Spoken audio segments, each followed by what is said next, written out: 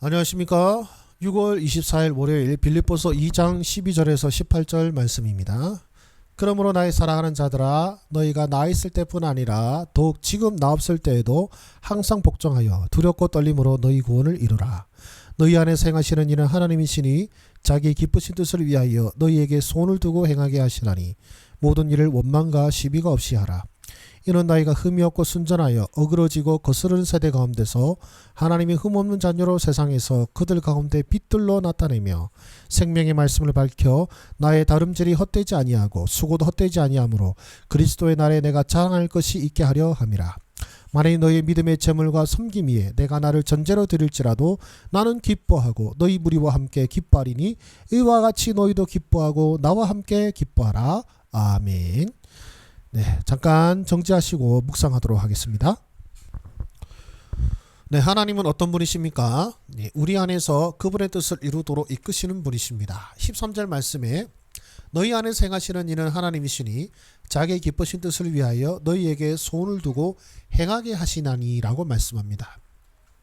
자, 그 앞에는요 항상 복종하여 두렵고 떨림으로 너희 구원을 이루라고 말씀하고 계시거든요. 구원을 이루란 말은 이제 지옥 안 가도록 조심하라 이 말이 아니라 우리 안에 이제 이신칭이 믿음으로 말미암아 의롭다 하심을 이루신 그 주님의 그 부르심이 합당하게 이제 더더욱더 하나님의 백성다운 구원받은 하나님의 백성으로 살라라고 이제 권면하는 것입니다. 근데 이를 위하여 하나님께서 우리에게 소원을 두고 행하게 하신다라는 것입니다. 우리 안에 그 마음을 주신다는 것이죠. 그분의 뜻을 이루도록 우리에게 그 마음을 주십니다. 우리 마음에 이것이 하나님의 뜻이다.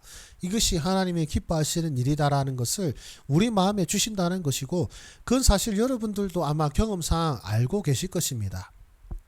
선택의 순간에 혹은 어떤 삶의 여정에서 정말로 하나님께서 내게 주신 마음과 같은 이렇게 해야 되고 저렇게 해야 된다는 마음. 그런데 항상 정말로 과연 좀 달갑지 않은 순간에 그런 마음을 주실 때도 많습니다. 그런데 이 하나님께서 내게 주신 이 거룩한 소원을 어떻게 하라고요? 두렵고 떨림으로 이루라는 것이죠.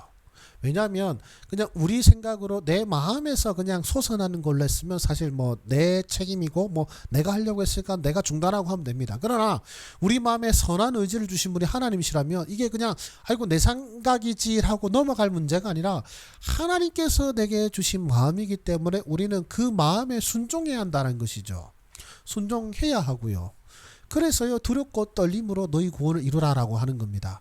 내게 이 거룩한 마음을 주신 분이 하나님이시기 때문에 이거 거의 내 문제가 아니고 하나님께서 내게 주신 명령이라는 것이죠. 자, 그렇다면 내게 무엇을 말씀하십니까? 하나님의 백성으로 산다는 것은 쉬운 일이 아니기 때문에 하나님의 도우심을 받으라고 말씀하십니다. 즉 우리에게 소원을 주시는 분이 하나님이시죠.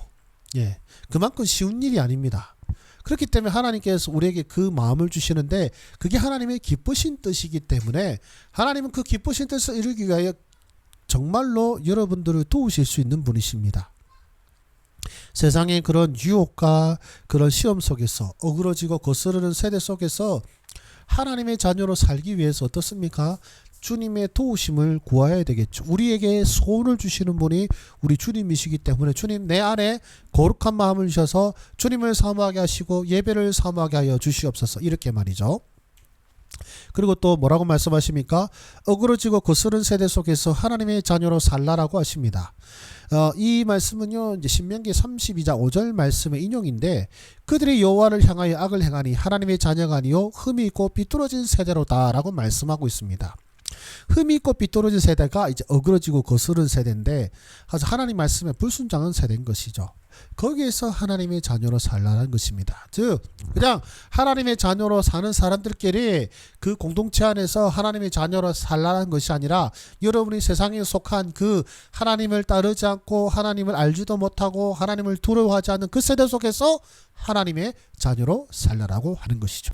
나는 어떻게 살아야겠습니까? 사도 바울의 기쁨이 나의 기쁨이 되게 하소서. 17절 18절 이렇게 말씀하죠. 만일 너희 기쁨의 제물과 섬김에 내가 나를 전제로 들을지라도 나는 기뻐하고 너희 무리와 함께 기뻐하리니 이와 같이 너희도 기뻐하고 나와 함께 기뻐하라. 사도 바울의 기쁨은요, 즉 이들이 이 힘겹고 어그러진 세대 속에서 원망과 시비 없이 하나님의 백성으로 살려고 애쓰고 또 그렇게 살아가는 모습 속에서 내가 기쁘다라는 겁니다. 그걸 위해서 이제 자신이 소위 말하면 복음을 전하여서 사형장 이슬이 된다 할지라도 나는 너희들로 말미암아 기뻐할 것이다 라고 고백하는 것인데요. 그리고 이와 같이 너희도 기뻐하고 나와 함께 기뻐하라. 무슨 뜻이겠습니까? 내가 너희의 성장과 그리스도를 담는 그리스도의 하나님의 자녀로서 사는 것으로 말미암아 내가 설사 사형장 이슬로 사라진다고 해도 기뻐하듯이 너희도 그렇게 제자를 키우고 또 그렇게 기뻐하라는 것이죠. 그래서 저도 그런 기쁨이 되기를 원합니다. 저희 묵상을 함께 하시는 여러분들뿐만 아니라 제가 섬기는 교회에서 저의 제자들이, 아니 예수님의 제자들이죠, 그분들이 다 저의 어떤 설교와 가르침을 통해서 하나님의 백성으로 산다면 그것이 저의 큰 기쁨이 될 것이고 또 그렇게 되기를 바라고 소망합니다. 예, 기도하겠습니다.